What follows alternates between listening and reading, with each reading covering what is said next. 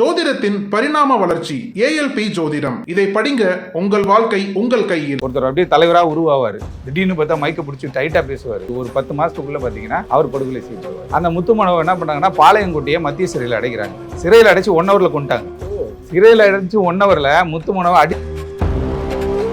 77 நாள் முத்துமனவனுடைய பாடியை ஃபேமிலி வாங்கல. சாதிய அடக்குமுறை எங்க இருக்குன்னு கேட்டா சிறைக்குள்ளே இருக்கு. சிறையில யாரை டாமினேட் பண்ணுவாரோ அவங்க இடத்துல இந்த குற்றவாளிகளை போட்டுறக்கூடாது. சாதி சண்டை போட்டு வந்த டீமுக்கெல்லாம் தனித்தனியாக செல் இருக்குன்றாங்க.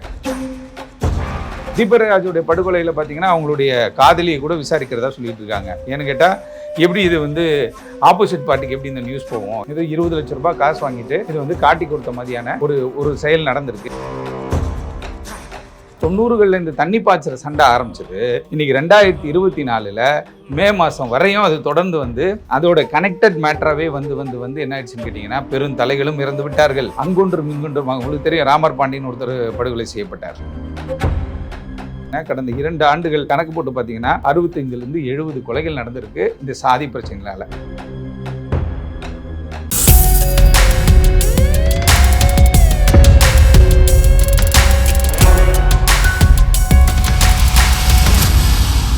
நக்கீர நேயர்களுக்கு வணக்கம். நான் விஜய் அரிகரசுதன். குற்றம் நடந்த கதையில வழக்கறிஞர் சார்லஸ் அவர்கள் இந்தியா மற்றும் தமிழகத்தில் நடந்த பல குற்ற வழக்குகள் பத்தி பேசிட்டு இருக்காங்க. இன்னைக்கும் அதே மாதிரி ஒரு குற்ற வழக்கு பத்தி தான் பேச போறோம். வணக்கம் சார். வணக்கம். இன்னைக்கு எந்த குற்ற வழக்கு, எதை சார்ந்து, எந்த மண், எந்த வாசனை? அதாவது 20ஆம் தேதி நெல்லையை உலுக்கிய ஒரு சம்பவம். நெல்லைட்டு கிடையாது, பொதுவாகவே தமிழகத்தில் பல்வேறு இடங்களில் இது மாதிரியான சம்பவங்கள் நடக்குது. பட் ஆனால் இப்போ நெல்லையில் 20ஆம் தேதி தீபக் ராஜா அப்படின்னக்கூடிய ஒரு இளைஞர், ஒரு 33-34 வயசு இளைஞர் பட்ட பகலில் ஒரு 2 மணி அளவில் ஒரு தனியார் விடுதியில் போய் சாப்பிட்டுட்டு அவர் திருமணம் செய்து கொள்ள இருக்கக்கூடிய அடுத்த மாதம் அவருக்கு திருமணம் போல் அந்த திருமணத்திற்கு அந்த பொண்ணுடைய ஃப்ரெண்ட்ஸ் எல்லாருக்குமே ஒரு ட்ரீட் மாதிரி ஏதோ வைக்கிறேன் அப்படின்னு சொல்லிட்டு ஒரு தனியார் ஹோட்டலுக்கு சாப்பிட்டுட்டு அவங்க வெளியில் வரும்பொழுது தீபக் ராஜாவை என்ன பண்ணாங்கன்னா திடீரென ஒரு 6 பேர் சுத்து போட்டு என்ன பண்ணுறாங்க, கொடூரமாக வெட்டுறாங்க. இவர் தப்பிச்சு போவதுக்காக ஓடி வரும்பொழுது என்ன பண்ணாங்கன்னா ஒரு பைக் தடுக்கி கீழே விழுகிறாரு. அப்போ ஒரு கார் நிற்கிது. அந்த சிசிடிவி ஃபுட்டேஜ் வைரலாக எல்லா இடத்துலையும் போச்சு. அப்போ அவர் என்ன பண்ணாங்கன்னா அந்த 6 பேர் சேர்ந்த கும்பல் மாஸ்க்லாம் போட்டிருக்காங்க, சரமரியாக வெட்டி அவரை கொண்டுட்டு ஒரு ரெட் கலர் காரில் தப்பிச்சு போயிட்டாங்க. அப்படின்றது தான் ஒரு டாப்பிக்காக இருந்துச்சு அன்றைக்கி ஃபுல்லாக. இன்றைக்கும் நம்ம சோஷியல் மீடியாவில் இன்ஸ்டாகிராம்லலாம் பார்க்கும்போது பார்த்தீங்கன்னா இதை பற்றி நிறைய விஷயங்கள் போட்டுட்ருக்காங்க. அடுத்த சம்பவம் பார்த்தீங்களா அப்படின்ற மாதிரி ஒரு பிரிவினர் போடுறாங்க. இன்னொரு பிரிவினர் என்ன சொல்கிறாங்கன்னா இதற்கு பழிக்கு பழி நாங்கள் வாங்குவோம் அப்படின்ற மாதிரி போடுறாங்க. யார் இந்த தீபக் ராஜா அப்படின்றது நம்ம போய் பார்க்கும்போது, தீபக் ராஜான்றவர் பார்த்திங்கன்னா 2012 படுகொலை செய்யப்பட்ட பசுபதி பாண்டியன் தேவேந்திர குல வேளாளர் கூட்டமைப்புன்னு சொல்லி ஒரு அமைப்பை வச்சுருக்காரு. 1990களிலிருந்தே பார்த்திங்கன்னா தென் மாவட்டங்களில் ஒரு பதட்டமான ஒரு சூழ்நிலை ஏற்பட்டிருக்கு. அந்த மூலக்கரை பண்ணையார் ஃபேமிலிக்கும் பசுபதி பாண்டியன் அவர்களுக்கும் அந்த புல்லாவளி அப்படின்னு சொல்லக்கூடிய ஒரு பகுதியில் நீர் பாய்ச்சுறதுக்கான ஒரு சண்டை, அது 2 பேருக்கான சண்டை, 2 குடும்பத்திற்கான சண்டை அப்படின்னும் பொழுது அந்த டைமில் பீக்கில் இருந்த பொழுது என்ன பண்ணுறாங்கட்டா இது ஒரு சண்டையாக மாறி என்ன ஆயிடுச்சுன்னு கேட்டிங்கன்னா கொலைகள் அங்கொன்றும் இங்கொன்றுமாக கொலைகள் நடக்க ஆரம்பிச்சிருச்சு. அப்போது நல்லா வெல்நோன் நொட்டோரியஸ் ஃபிகராக இருந்த வெங்கடேச பண்ணையாருடைய தந்தையாரும் அவருடைய தாத்தாவும் படுகொலை செய்யப்படுகிறார் அந்த தண்ணி பாய்ச்சின சண்டையில். அது நாளடைவில் என்ன ஆயிடுச்சு அப்படின்னு கேட்டிங்கன்னா இரு தரப்பினருக்கும் தண்ணி பாய்ச்சிற சண்டை அப்படின்றத மீறி என்ன ஆகிடுச்சுன்னா ஒரு சமூகம் சார்ந்த சண்டையாக உருவெடுத்ததின் விளைவாக என்ன ஆச்சுன்னு கேட்டிங்கன்னா அப்படியே ஒவ்வொரு விஷயமா நடந்துகிட்டே வருது. இந்த பக்கம் யார் அடிக்கிறது, அந்த பக்கம் யார் அடிக்கிறதுன்னு சொல்லி ஒரு பிரச்சனை அப்படியே ஓடிக்கிட்டே இருக்கும் பொழுது 2006ன்னு நினைக்கிறேன், 2006 பசுபதி பாண்டியன் அவருடைய மனைவி படுகொலை செய்யப்படுறாங்க. அவங்க ஒரு வண்டியில் ட்ராவல் பண்ணிட்டு போயிட்டு இருக்காங்க. போகும்போது பாம் அடித்து பண்ணையார் அவர்களுடைய ஆதரவாளர்கள் என்ன பண்ணுறாங்கன்னா அவங்கள படுகொலை செய்கிறாங்க. ஏன்னா அந்த அப்பாவும் தாத்தாவும் இறந்து போன அந்த ஒரு விஷயத்தில் அவங்க பயங்கரமாக உடஞ்சி போய் அவங்க என்ன பண்ணுறாங்கன்னா இது யாருமே விடக்கூடாது அப்படின்ற ஒரு முடிவெடுத்து அந்த சண்டை அப்படியே நாளுக்கு நாள் இன்க்ரீஸ் ஆகி போயிட்டு இந்த 2 பிரிவினர்களுக்கான சண்டையாக மாறிடுச்சு. இந்த தண்ணி பாய்ச்சற சண்டை 2 பேரும் சமூகம், அதாவது தமிழ்நாட்டில் இன்றைக்கி இருக்கக்கூடிய கடினமாக உழைக்கக்கூடிய ஒரு சமூகமாக பார்க்கப்படுகிற தேவேந்திர குல வேளாளர் சமூகமாக இருந்தாலும் சரி, நாடார் சமூகமாக இருந்தாலும் சரி, இந்த 2 சமூகம் இல்லாமல் தமிழ்நாட்டில் எந்த தொழிலையும் நம்ம பார்க்க முடியாது. விவசாயமாக இருக்கட்டும், தொழில்கள் எந்த தொழிலாக இருந்தாலும் அதில் எல்லாருமே இருக்காங்க. இப்போ குறிப்பாக சொல்ல போனோம்னா இவங்க பெருந்திரளாக அதில் பங்கு இருக்குது. அவங்களுடைய பங்கு தொழில் முனைவோராக இருந்து கொண்டிருக்காங்க. அப்படி இருக்கும்போது இந்த இஷ்யூ இந்த இந்த இந்த பகை வந்து அப்படியே ஆரம்பிக்குது. ஆரம்பத்தில் தாத்தாவையும் அப்பாவையும் இழந்து விடுறாங்க. இழந்து விட்ட பிறகு 2003 நினைக்கிற வெங்கடேச பண்ணையார் அவர்கள் என்கவுண்டர் செய்யப்படுறார் சென்னையில். என்கவுண்டர் செய்யப்பட்ட பிறகு அவங்களுடைய மனைவி வந்து மத்திய அமைச்சராக அப்படியே ஃபுல்லாக அவங்களோட ஃபுல் டேர்ம் இருந்துட்டு அப்புறம் அவங்க இப்போ அரசியலுக்கு விலகி பிள்ளைகளுக்காக அவங்க இருக்காங்க. அதற்கு பிறகு இந்த சண்டை என்ன ஆயிடுச்சுன்னு கேட்டிங்கன்னா, இது மாதிரியான ஒரு அடுத்த கட்டமாக இதை எடுத்துக்கொண்டு போகிறது யாருன்னு கேட்டால் சுபாஷ் பண்ணையார் அவர்கள் தான் இதை எடுத்துகிட்டு போவார்னு சொல்லிட்டு அவரை டார்கெட் பண்ணியான ஒரு சில விஷயங்கள் நடந்தது. அவர் மீது தாக்குதல் நடத்துவதற்காகவே பார்த்தீங்க அப்படின்னா 2016 ஒரு அட்டம்ப்டே நடக்குது. 2016 ஒரு அட்டம் நடக்குது. அதில் அவர் தப்பிச்சிடுறாரு. மற்ற 2 பேர் இறந்து போகிறாங்க. அதாவது சின்ன தண்ணி பாய்ச்சிக்கிற சண்டை 2 சமூகத்திற்கும் இடையே ஒரு பெரிய பகையை ஏற்படுத்தி ஒரு பெரிய சிக்கலை உருவாக்கி இது என்ன போச்சுன்னா ஆளாளுக்கு ஒரு அமைப்பு வச்சுருக்காங்க. இவங்களும் ஒரு அமைப்பு வச்சுருக்காங்க, அவங்களும் ஒரு அமைப்பு வச்சுருக்காங்க. இந்த அமைப்பின் கீழே எப்பயுமே ஒரு அமைப்புன்றது கட்டுறது எதுக்கு? சமூக பொருளாதார முன்னேற்றத்தில் அடுத்தபடியாக போகிறதுக்காகத்தான் ஒரு அமைப்பு கட்டுவது. சண்டை போட்டுவதுக்காக ஒரு அமைப்பு ஏன் நம்ம கட்டுறோம் அப்படின்றத இந்த 2 பிரிவினரும் புரிஞ்சுக்கணும். ஒன்று. 2வது என்னன்னு கேட்டால் இது வந்து அப்போ ஆரம்பித்த பிரச்சனை. இதை அரசியல்வாதிகள் வந்து என்னன்னு கேட்டிங்கன்னா அவங்களுக்கு தேவை ஓட்டு. அந்த நேரத்துக்கு வந்து எதுவும் டிஸ்டர்ப் பண்ணக்கூடாதுன்றாங்க. ஒரு புள்ளி விவரம் நம்ம கையில் ரெக்கார்டே இருக்குது. ஒரு புள்ளி விவரம்னு சொன்னால் ஆண்டுக்கு 2023 அக்டோபர் நவம்பரில் பார்த்தீங்கன்னா இந்த சாதி சண்டைகளே 500 பதிவாயிருக்கு கேஸு. அக்டோபர் டு நவம்பர் நான் சொல்கிறேன். ஆண்டுக்கு 1200லேருந்து 1400 வழக்குகள் பதிவு செய்யப்படுகிறது சாதி சண்டைகளாக தென் மாவட்டங்களில். நம்ம இங்கே மெட்ரோவில் இருக்கோம், சிட்டிக்குள்ளே இருக்கோம், எல்லாமே பேசிக்கிறோம். செங்கல்பட்டு தாண்டி வந்தோன்னு எல்லாம் மாவு மச்சனை கட்டி பிடிச்சிடுறாங்க. ஆனால் அந்த பக்கம் போன பிறகு தான் தெரியுது அங்கே ஒவ்வொரு விஷயத்திலையுமே சாதி பார்க்கப்படுகிறது. அங்கே ஒவ்வொரு விஷயத்திலையுமே இப்போ கூட உங்களுக்கு தெரிஞ்சிருக்கும்னு நினைக்கிறேன். காவல்துறையினால் ஒரு பிரச்சனை ஏற்பட்டுச்சு. தேவர்குளம்னு சொல்லிட்டு சங்கரன் கோயில் சட்டமன்ற தொகுதிக்கு உட்பட்ட பகுதியில் காவல் நிலையத்திலே வந்து சாதி பார்த்து என்ன பண்ணிட்டாங்க, முக்குளத்தூர் சமூகத்தை சார்ந்த சும்மாவே அவங்கள ஒரு 9-10 பேர் என்ன பண்ண எஃப்ஐஆரை போட்டுறது. கேட்டால் என்ன பண்ணுறது, நீங்கள் பண்ணுவீங்கடா அப்படின்னு சொல்லி ஒரு மாதிரி இல்ட்ரீட் பண்ணக்கூடிய ஒரு சமயம் இப்போ கடந்த 1 மாதத்துக்கு கூட ஆகலை. உடனே அந்த காவல்துறை ஆய்வாளர்கள்லாம் என்ன பண்ணுறாங்க, உதவி ஆய்வாளர்லாம் சஸ்பெண்ட் பண்ணி அவங்க என்ன பண்ணுறாங்க, வேற ஒரு இடத்துக்கு மாற்றிடுறாங்க. அப்போ இன்றைக்கி 2024 இதை நம்ம அனுபவிக்கிறோம். 1990களில் ஆரம்பித்த அந்த பிரச்சனை தென் மாவட்டத்தில் தூத்துக்குடியில் ஆரம்பிக்கிற ஒரு பிரச்சனை அப்படியே வந்து என்ன ஆகுதுன்னு கேட்டிங்கன்னா 2 அமைப்புகளாக கட்டி அமைச்சு ஒரு அமைப்பின் கீழே இவங்கெல்லாம் வராங்க. தேவேந்திர குல வேளாளர் சமூகத்தை சார்ந்துருவாங்க. அதில் ஏகப்பட்ட வந்து அமைப்புகள் இருக்குது. அந்த பக்கம் நாடார் அமைப்புகள்னு ஒன்று இருக்குது. இந்த மாதிரி விஷயங்கள் நடந்துட்டு இருக்கும்போது 2009 வந்து சுத்தமல்லி திருநெல்வேலி பக்கத்தில் தான் நினைக்கிறாரு, சுத்தமல்லின்னு சொல்லி ஒரு பகுதியில் ராயல் கிங் மதன் தேவர்னு ஒருத்தர் இருக்கார். அவரும் அந்த கம்யூனிட்டிக்காக தேவர் கம்யூனிட்டிக்காக இறங்கி சண்டை போடக்கூடிய ஆள் பயங்கரமாக இருந்தார். அவரையும் ஒரு டீம் வந்து கொலை பண்ணிடுறாங்க. இப்போ இது என்ன போச்சுன்னா மும்முனை சண்டையாக உருவாகிட்டே இருந்துச்சு. அங்கொன்றும் இங்கொன்றுமாக வருஷத்துக்கு உங்களுக்கு சொல்லணும்னா கடந்த 2 ஆண்டுகளில் வந்து 65 பேர் படுகொலை செய்யப்பட்டிருக்காங்க தென் மாவட்டங்களில். இந்த சாதி சண்டைனாலேயே ஒருத்தர் அப்படியே தலைவராக உருவாவார், திடீர்னு பார்த்தா மைக்கை பிடிச்சி டைட்டாக பேசுவார். ஆனால் ஒரு 10 மாதத்துக்குள்ளே பார்த்தீங்கன்னா அவர் படுகொலை செய்யப்படுவார். இப்படி இங்கொன்றும் அங்கொன்றுமாக கொலைகள் நடந்துக்கிட்டே இருக்குது. அதுவும் இல்லாமல் பார்த்தீங்கன்னா இந்த சாதி சண்டைகள் அப்படின்றது வந்து இப்போ நம்ம என்ன நினைக்கிறோம், நம்ம மெட்ரோ ஆகிட்டோம் எல்லாமே பண்ணிட்டோம். ஆனால் தென் மாவட்டங்களில் இது அதிகரித்து கொண்டே போகிறது. இப்போ தீபக் ராஜாவோட விஷயத்திற்காக நம்ம ஏன் இதை பேசுகிறோம், ஏன்னா பேஸ்லேருந்தே நம்ம வந்தால் தான் இது என்னன்றது தெரியும். அதற்கு பிறகு 2006 ஜெசிந்தா பாண்டியன் அவர்கள் வந்து படுகொலை செய்யப்படுறாங்க. மயிரிழையில் வந்து பசுபதி பாண்டியனை வந்து அவர் தப்பிச்சிடுறாரு. அதுக்கப்புறம் அரசியல் கட்சியை கட்டியமைப்பதற்காக அங்கே இங்கேயும் அவர் ஓடிட்டு இருக்கும்போது 2012 வந்து திண்டுக்கல் அருகே இருக்கக்கூடிய நந்தவனப்பட்டின்ற ஒரு கிராமத்தில் அவரை ஒரு டீம் வந்து படுகொலை செஞ்சுறாங்க. அவர் படுகொலை செய்யப்பட்ட பிறகு அந்த வழக்கில் யார் யாரெல்லாம் ஈடுபட்டாங்களோ அவங்களையெல்லாம் ஒரு டீம் என்ன பண்ணுறாங்கன்னா இந்த சமூகத்தை சார்ந்தவர் என்ன பண்ணால் டார்கெட் பண்ணி எல்லாரையும் ஒவ்வொருத்தராக கொலை பண்ண ஆரம்பிக்கிறாங்க. கொலை பண்ணி அவருடைய அந்த பெயர் பலகை இருக்கு இல்லையா, அமைப்பினுடைய பெயர் பலகை முன்னாடி தலையை வெட்டி எடுத்து போய் வைக்கிறது, இது மாதிரியான விஷயங்கள் நிறைய நடந்துக்கிட்டே இருந்துச்சு. இப்போ இந்த அமைப்பில் இருக்கிறவங்க அந்த அமைப்பு இருக்கிறவங்க விடக்கூடாது, அந்த அமைப்பில் இருக்கவங்க இந்த அமைப்பில் இருக்கிறவங்க விடக்கூடாதுன்றதுக்காக தொடர்ச்சியாக இவங்க வந்து டார்கெட் பண்ணி இப்படியே பண்ணிக்கிட்டு இருக்காங்க. இப்போ இந்த கொலையை பொறுத்த வரைக்கும் இவர் வந்து ஒரு பெண்ணை வந்து திருமணம் செய்து கொள்ள இருக்காரு. தொடர்ச்சியாக இவர் அந்த இடத்துல வந்துட்டு நிறைய விஷயங்கள் இவர் செஞ்சுட்டு இருக்காரு, அந்த தேவேந்திர குல மக்களுக்காக பண்ணிகிட்டு இருக்காரு.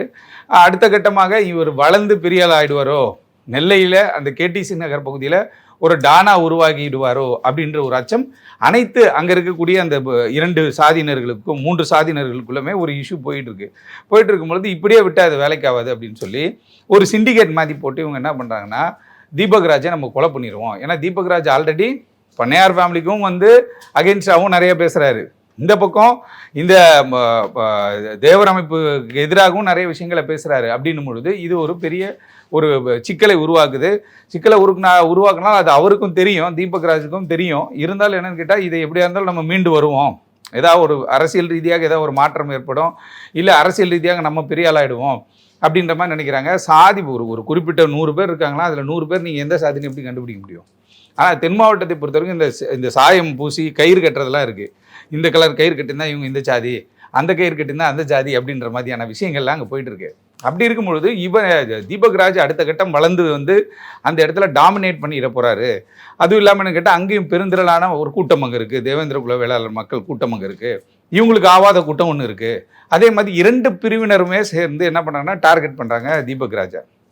டார்கெட் பண்ணி அரசியல் ரீதியாக இவனுங்க வேறு லெவலில் போயிட்டு இருப்போம், ஏதாவது ஒரு ஆயிட போகுது அப்படின்றதுக்காக ஒரு ஸ்கெட்ச் ஒன்று போடுறாங்க. ஸ்கெட்சு போட்டு இப்போ இந்த 6 பேர் நல்லா படித்தவங்க, 6 பேருமே நல்லா படித்தவர்கள். இவர்கள் வந்து என்ன பண்ணுறாங்கன்னா இப்படி ஒரு சூழலில் வந்து தீபக் ராஜ் நம்ம விட்டோன்னா தீபக் ராஜ் வளர்ந்து போய் நம்மளை டாமினேட் பண்ணக்கூடிய ஒரு விஷயம் ஏற்பட்டுரும் அப்படின்றாங்க. இதை காவல்துறை இருக்காங்க இல்லையா, இந்த இன்டெலிஜென்ஸ் பீரோலாம் இருக்காங்க இல்லையா, உளவுத்துறை அமைப்புகள்லாம் வந்து என்னென்னு கேட்டிங்கன்னா கரெக்டாக ஃபாலோ பண்ணோம். யார் எங்கெங்கே இருக்கா, என்ன ஆகும் ஏதாகும், கூப்பிட்ட வான் பண்ணி இன்றைக்கி இங்கே இருக்கக்கூடாது, சென்னையில் இருக்கணும், இப்படியெல்லாம் பிரித்து அனுப்பணும் ஆளை. அப்படி பண்ணும்பொழுது உங்களுக்கு தென் மாவட்டத்தில் சண்டைகள் குறையும். இவங்க என்ன பண்ணாங்கன்னா இது சப்சிக்வெண்ட்டாகவே 2021 அந்த இரட்டை கொலை வழக்கில் தீபக் ராஜனும் முத்து மனோவனும் ஒரு பையனும் 2 பேரும் சம்மந்தப்பட்டிருக்காங்க.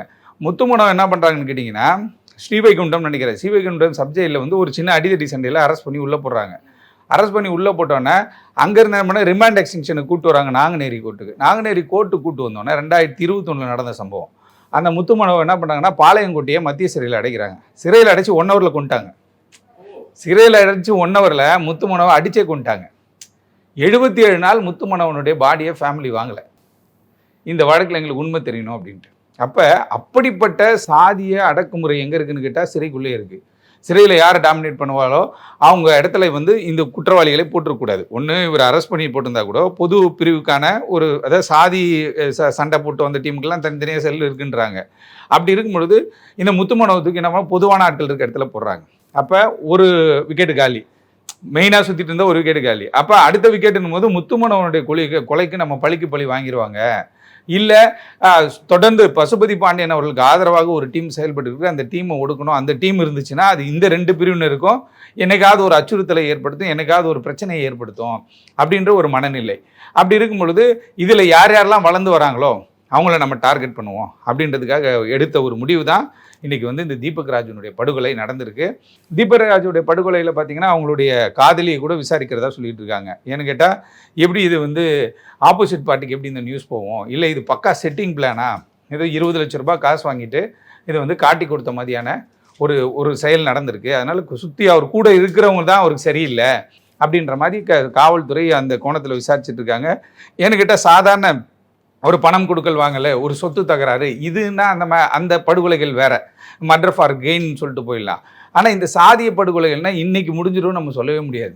90களில் ஆரம்பித்தது, அதுக்கு முன்னாடிலேருந்து கூட சாதிய அழுத்தங்கள் சாதிய சிக்கல்கள் எல்லாமே இருந்துட்டு தான் இருக்குது.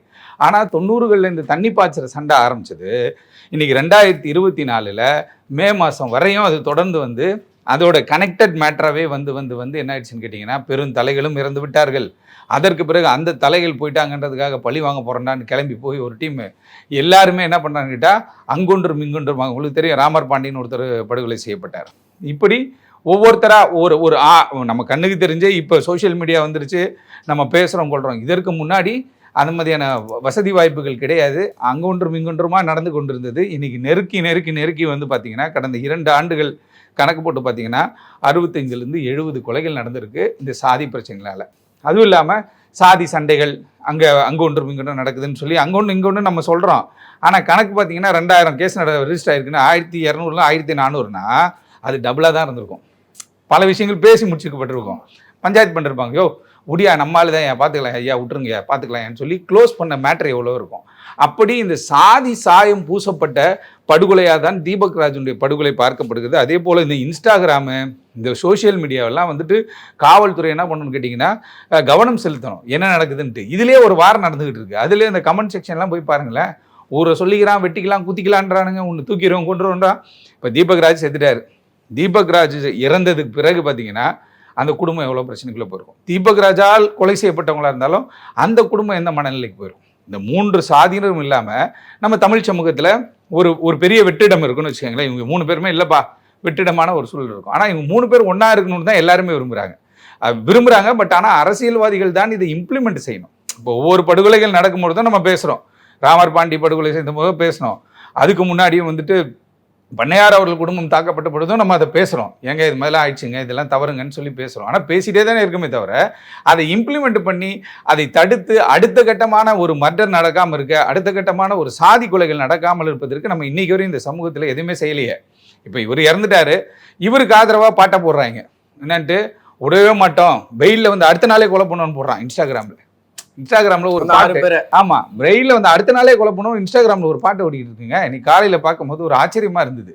அதே போல் அந்த சைடில் போகும்போது அடுத்த சம்பவம் அப்படின்னு சொல்லிட்டு அவங்க ஒன்று போட்டுக்கிட்டு இருக்காங்க. புரியுதா? அப்போ இவையெல்லாம் தடுக்கின்ற பொழுது தான் இந்த சாதிய கொலைகளை தடுக்க முடியும். இல்லை அப்படின்னு கேட்டால் முதல் வேற மாதிரி இருந்தோம். மறைஞ்சு ஒளிஞ்சு பின்னாடி போகும்போது அடிக்கிறதுலாம். இப்போ அப்படி கிடையாது. இன்றைக்கி வந்து எக்யூப்ட் ஆகிட்டோம். எங்கே போனாலும் சிட்டி விட்டு சிட்டி போனாலும் ஃபாலோ பண்ணி அடிக்கலாம், எது வேணால் பண்ணலாம் அப்படின்ற ஒரு சூழல் ஏற்பட்டுருச்சு.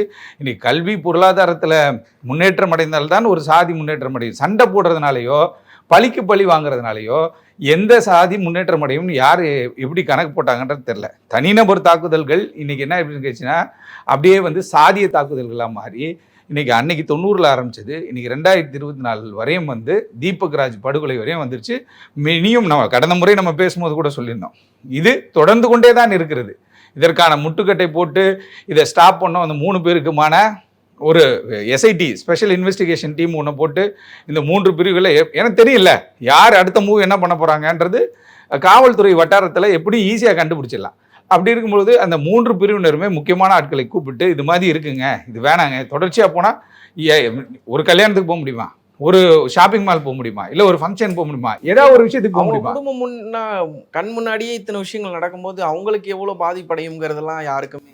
ஆமாம், அது மாதிரியான விஷயங்கள் ஏன்னு கேட்டால் அதை நம்ம சொல்லிக் கொடுக்கக்கூடிய இடத்துல ஆட்கள் அரசியல்வாதி கிடையாது. சாதி அமைப்புகள் 1000 அமைப்புகள் இருந்தாலும் அந்த 1000 அமைப்புகள் வந்து அதை எப்படி பொருளாதாரம் ஈட்டுவது, எப்படி அப்பாவிகளை வந்து ஷீல்டாக வச்சு அமைப்பை கட்டுவது, இப்படி தான் இருக்காங்களே தவிர அப்பா இது தப்புப்பா, இது நம்ம பண்ணக்கூடாதுப்பா அப்படின்னு ஒரு தலைவர்னும் போது அந்த தலைவர்னு ஏன் ஒருத்தர் தேர்ந்தெடுக்கிறோம், அந்த தலைவர்னும் போது அந்த தலைவருக்கான கெப்பாசிட்டி அவர் வந்து இதை ஆஃப் பண்ணுவார், நமக்காக அவர் பேசுவார். நம்ம ஒரு கத்தி எடுத்துகிட்டே போகிறான்னா அவனை கூப்பிட்டு அவனை கன்வின்ஸ் பண்ணி அதெல்லாம் பண்ணக்கூடாதுப்பா, நம்ம வந்து பொருளாதார ரீதியாக வளரணும், குட்டி வீடு ஒரு 2 பேர் 3 பேர் படுத்து தூங்குற வீடுகளில் தான் நம்ம இருக்கிறோம். ஆனால் நம்ம நினைக்கிறது என்னது பெரிய பெரிய கொலைகள் பண்ணணும், இது பண்ணணும், அது பண்ணணும் நினைக்கும் போது அது வெற்றி கிடையாது இல்லையா? சமூக ரீதியான மாற்றம் என்னது, வீட்டில் இருக்கிறவங்க சந்தோஷமாக இருக்கணும், அப்புறம் வந்து என்ன கேட்டால் கூட இருக்கிறவங்க நல்லா இருக்கணும், நம்ம வந்து பொருளாதார ரீதியாக வளர்ந்துருக்கணும். இது எல்லாமே பண்ணிட்ட பிறகு சட்ட ரீதியாக அதை அணுகலாம். சட்ட ரீதியாக அணுகி இது மாதிரியான பிரச்சனைகள் இருக்குன்னு சொல்லலாம். நீதிமன்றங்களும் இதை பார்த்துட்டு தான் இருக்காங்க. இருந்தாலும் இந்த சாதி கொலைகளை பொறுத்த வரைக்கும் தென் மாவட்டங்களில் இது வந்து கடந்த ஒரு 5-6 ஆண்டுகளாக பார்த்தீங்கன்னா அதிகரித்த வண்ணமாக தான் இருந்துகிட்டே இருக்கே தவிர இது குறைஞ்ச மாதிரியும் தெரியல. இப்போ எல்லாம் அமைதியான மாதிரி இருந்த ஒரு சூழலில் பட்டப்பகலில் இந்த கொலை நடந்திருக்கிறது. இந்த கொலைக்கு அடுத்து என்ன அப்படின்றத நோக்கி தான் வந்து இப்போ காவல்துறை விசாரிச்சுட்டு இருக்காங்க. இதுக்கு வந்து நீங்கள் முடிவுரை எழுதணுங்கிறீங்க, ஆனால் அவங்க ஆயுதத்தால் முன்னுரை எழுதிக்கிட்டே இருக்காங்க. ஆமாம், நன்றி. தமிழகத்தின் அரசியல் புலனாய்வு வரலாறு நக்கீரன் பப்ளிகேஷன்ஸ். இந்த கோடை விடுமுறையை புத்தகங்களுடன் கொண்டாடுங்கள். கோடை காலத்தை முன்னிட்டு ஏப்ரல் 23 முதல் மே 30 வரை நக்கீரன் வெளியீடுகளான அனைத்து நூல்களுக்கும் 25% சிறப்பு தள்ளுபடி. புத்தகங்களால் கோடையை கொண்டாடுவோம். நக்கீரன் டிவிக்கு சப்ஸ்கிரைப் செய்யுங்கள். உங்கள் ஆதரவே எங்கள் பலம். ஆசிரியர்களுக்கு நண்பனாகவும் மாணவர்களுக்கு ஆசானாகவும் திகழும் தேர்வு வழிகாட்டி. ஒவ்வொரு பாடத்திற்கும் அனுபவமிக்க ஆசிரியர்களின் துல்லியமான தெளிவான விடைகள். CNC இருக்கு, தேர்வு பயம் எதற்கு? இது தீரன் பப்ளிஷிங் ஹவுஸ் விற்பனை வெளியீடு.